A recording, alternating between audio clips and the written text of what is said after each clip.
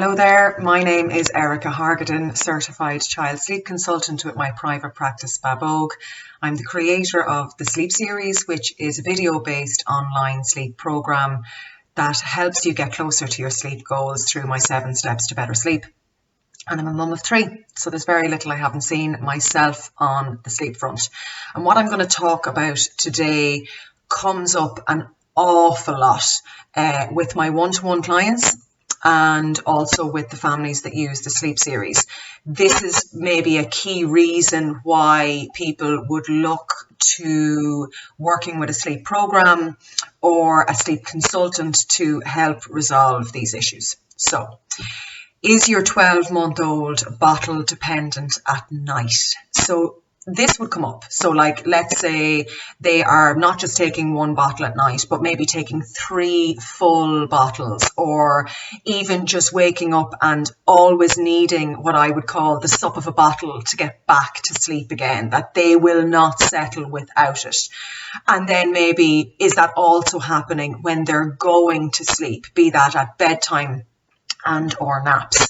This would be a sleep association, or maybe a sleep expectation that your baby, your little one, needs and has the association with either falling asleep on a bottle or requiring a bottle to go off to sleep and or to maintain their sleep. So cycles of sleep at night generally go every 2 to 4 hours. Sometimes I would find that children who are settling like this would sleep very well between bedtime and midnight. But from midnight onwards will wake like every hour and a half, maybe 2 hours, 3 hours, and may require refeeding or sup of a bottle to get back to sleep, that they will not settle without it. So this would be alarm bells for me. Okay, this is a sleep expectation, particularly with the 12-month-old bottle-fed baby who's well established on solids. Generally, the need for feeding at night at that stage, would have passed. So parents would come to me, they would look for assistance, and really what we're looking to do is to fade it out. We also will take a holistic approach and we will look at the overall milk solids balance for this baby and make sure that everything during the day is balanced enough so that they're getting all of their nutritional needs met in the daytime. So that's always looked at. But we will also look at fading out of these bottles at night. Now, I'm not a fan of watering down bottles. In my experience, it doesn't work. It is replacing one, let's say, drink with another, and your child can get dependent then on water. I prefer to fade bottles out by an ounce at a time, every 3 nights. So let's say your child is on 5-ounce bottles at night.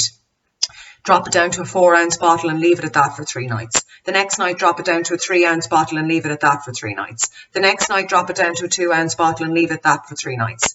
But ultimately, what you're working towards is this fading process, but also eventually dropping them. So if your child continues to wake at night, that you need a plan in place to help you maybe change your child's expectation around their sleep maintenance and their sleep initiation. And that is about doing your research around what you're comfortable with as a parent in terms of supporting your child with the change. So if you make the decision, well, I'm going to fade out these bottles at night, then you're going to have to respond to them differently at night in order to change the expectation.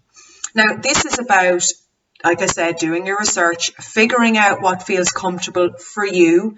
It's something that my Sleep Series can help you with because we go through 5 different ways that you can help change this expectation. And they can be used both at the bedtime period and in the overnight phase with the fading out of bottles. So really what you need to keep in your mind is, this is my little one's expectation around their sleep. They associate the bottle and feeding with going down to sleep. So What you also probably will need to do with that is this disassociation of feeding from sleep. So if you're also providing bottles at every sleep phase, be that at bedtime for naps and bedtime for night sleep, then that's your child's expectation. So shift away from that. And that's where maybe a sleep program or potentially a sleep consultant can help you with that. But if you can get your head around it yourself, amazing. So change the expectation. And that way then your child may gain more control over their own sleep skills, their own sleep initiation, and their own sleep maintenance. I hope you found that useful. If you want to learn more about me, check out babogue.com. Thanks a mil.